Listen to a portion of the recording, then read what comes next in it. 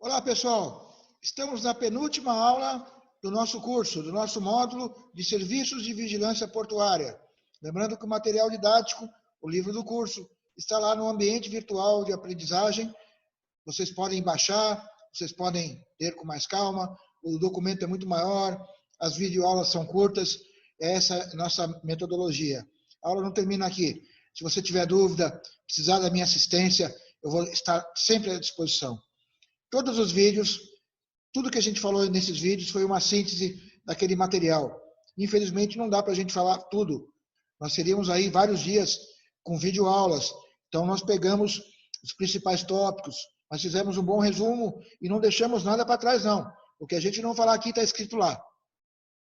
Tudo que a gente falou aqui vai aparecer no teste que vai acontecer assim que você assistir às videoaulas. Vai ter um teste com 20 questões. E, ao final do curso, saibam que vai haver um provão com questões do módulo 1, questões do módulo 2, questões do módulo 3 e questões do módulo 4. É a chamada prova dissertativa, prova de questões que encerram a avaliação geral do nosso curso básico de vigilância portuária. Hoje, nós vamos falar, eu vou compartilhar com vocês a aula de hoje. Sempre em PowerPoint. Esse material, essas imagens vão ficar para vocês. Se vocês tiverem dúvidas e quiserem um aprofundamento, professor, o senhor não falou de tal coisa, eu queria muito que o senhor falasse disso e daquilo, e, enfim, é claro que a gente vai estar suprindo vocês com aquilo que vocês necessitarem. O módulo de hoje, a aula de hoje, a gente fala de outras ações de vigilância portuária. Eu costumo dizer que é o vigia portuário raiz. Eu espero que não tenha o vigia portuário Nutella, não é? Mas tem o vigia portuário raiz, que são as atividades nata do vigilante. Eu nem preciso lembrar para vocês que, historicamente, o vigia de bordo era uma profissão exclusivamente a bordo. Era o cara mais importante da navegação marítima. Olha, eu estou indo isso há 1000 anos atrás, mas o auge aconteceu na época dos descobrimentos, não é? Aí no século XVI, e que até a gente tem uma expressão que parece um palavrão, mas não é. Quando a gente fala assim, vai para a casa do caralho. O caralho, que é um termo náutico, não é? É o lugar da vigia, lá em cima no mastro. Era lá que um dos caras mais importantes do navio, o vigia de bordo, tinha a função de, em primeiro lugar, observar toda a geografia, todas as condições do mar, o avistamento de terras, de obstáculos, de acidentes geográficos que pudessem colocar em risco a navegação. E o navio, claro. E tinham outras funções que lá de cima, ele também tinha uma visão privilegiada, e por ordem do comandante, do capitão do navio, ele observava o que a tripulação lá embaixo fazia de certo ou de errado, ou se corriam riscos, ou até mesmo se roubava um pouquinho do vinho daqui, um pouquinho de comida de lá. O vigia tinha uma função muito importante a bordo. E ele ficava onde? Será que vai cair na prova? Aonde ficava o vigia no século XVI? Questão de prova? Bom, sei lá, um pouquinho de história é sempre bom. Vamos adiante. Esse é o vigia raiz. É um vigia que você vai falar assim, eu vou a bordo não sei quantas vezes. Aliás, todos vocês já foram muito mais a bordo do que eu, com certeza. Mas alguém aí vai falar assim, eu nunca vi essa imagem. Enfim, essa imagem faz parte do trabalho. Entra naquele escopo de argumentação que eu tenho, de que o trabalho valorizado, o trabalho que agrega valor, o trabalho importante é aquele que oferece serviço. E serviço de qualidade, serviço importante. Essa imagem mostra um serviço importante, porque afinal de contas, se alguém estiver entrando com armas, se tiver alguém entrando com drogas, ou se alguém estiver praticando algum ato na sua bagagem ou trazendo no seu corpo, é nesse momento que acontece. Um atentado terrorista ou uma ação do narcotráfico, ela é reprimida a partir do momento em que você tem uma postura atuante, você está ali no front e o contraventor sabe que você vai interromper esse processo. Se você viu ou não aqui no Brasil, eu já vi um monte de coisa lá fora. Eu já vi prático lá fora e a bordo do navio de helicóptero. Eu já vi entregar pizza no terminal portuário, no pátio. Eu já vi entregar pizza de drone, chegar um drone com uma pizza. Eu já vi um monte de coisa em um monte de lugar do mundo que podem ser que aconteça no Brasil ou não aconteçam, mas existem coisas que não podem deixar de acontecer no Brasil. Uma delas é o trabalho certo. E é isso que a gente defende. Tanto para a estiva, quanto para o pessoal de capatazia e agora para o curso de vigias. Quem seria eu aqui? E como que seria uma aula que eu falasse assim, pessoal, isso aí, estuda essa imagem que vai cair na prova, mas esquece. Porque é a história lá do futebol, não é? Vamos aprender a bater pênalti, o resto não precisa aprender a fazer gol de bicicleta, bater escanteio, bater lateral, isso aí. No campeonato não tem nada disso. Então, para mim, essas regras não valem. Eu trago o melhor para vocês, eu discuto o melhor para vocês. E esse é o trabalho verdadeiro, o trabalho nato. Nós já falamos um pouquinho aqui de circular no convés, de carga reefer, de cabeamento, carga radioativa, abastecimento de bunker, e tem um monte de outras coisas, e um monte de outras práticas e métodos na nossa apostila que nós não vamos conseguir abordar tudo aqui. Eu separei os principais, não é?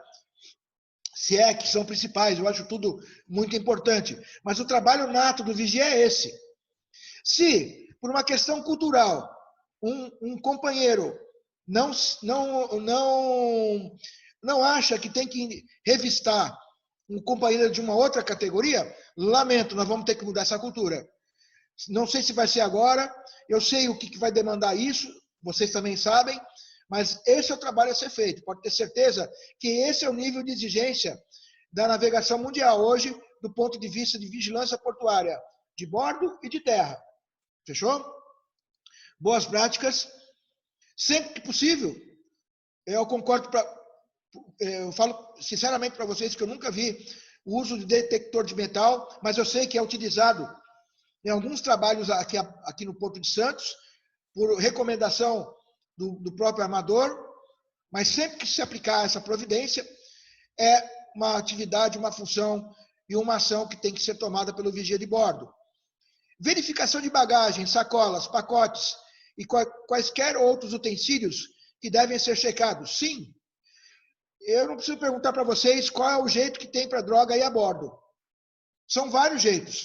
Outro dia acharam grudado no casco do navio, submerso, uma carga de droga. Então, para o narcotráfico, ele utiliza vários artifícios, vários métodos, várias estratégias.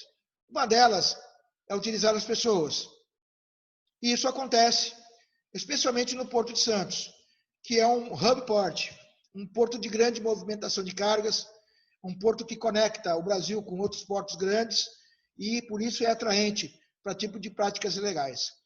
Ou o serviço de vigilância de bordo atua, ou ele existe, ou ele cumpre as funções que mundialmente são feitas, ou é uma profissão que acaba sinalizando que está se desmerecendo. Está capacitado e bem treinado para identificar pessoas e utensílios suspeitos. Gente, identificar suspeito não é um achismo, é uma técnica. Nós damos esse curso no Senep para poder fazer monitoramento de terminais. Vamos conversar disso futuramente, quem sabe a gente abra esse curso para vocês. Estar treinado para orientar visitantes que desconhecem os perigos dos acessos.